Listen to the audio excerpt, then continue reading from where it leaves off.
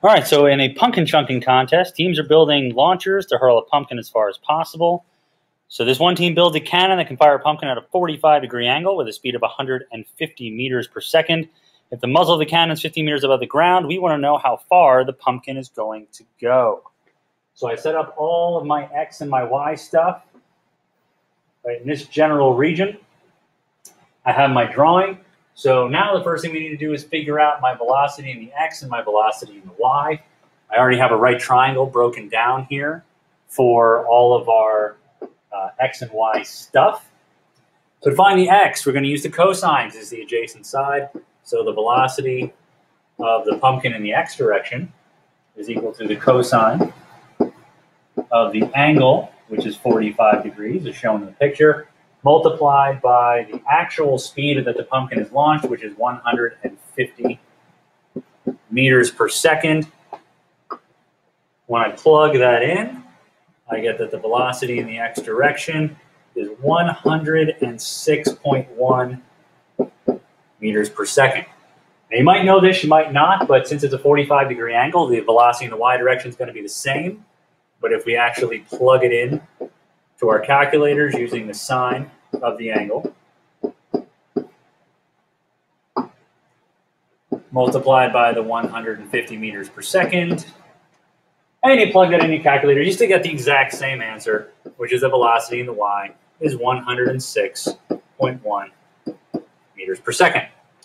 So now I can plug that in where I've got my variables.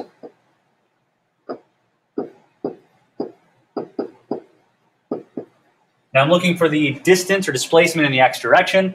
I don't have enough variables. I need the time, so I'm going to use the Y direction to solve for time. So I'm going to pick the equation that does not have VF in it.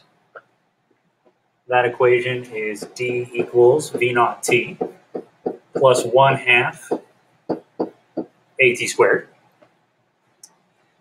Now I need to rearrange this for time. This is a quadratic, which we've covered in class before. So the way that looks is negative V naught plus or minus the square root of V naught squared plus 2 acceleration displacements all over the acceleration. When I plug in all of my numbers, so that's going to be negative 106.1 meters per second. A little weird looking there, not sure why. Plus or minus the square root of 106.1 meters per second squared plus 2 times negative 9.8 meters per second squared times negative 15.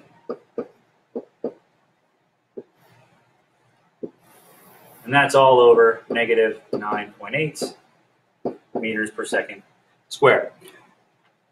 So you're going to get a positive time and a negative time. The only one that makes sense is the positive time, which is 21.8 seconds.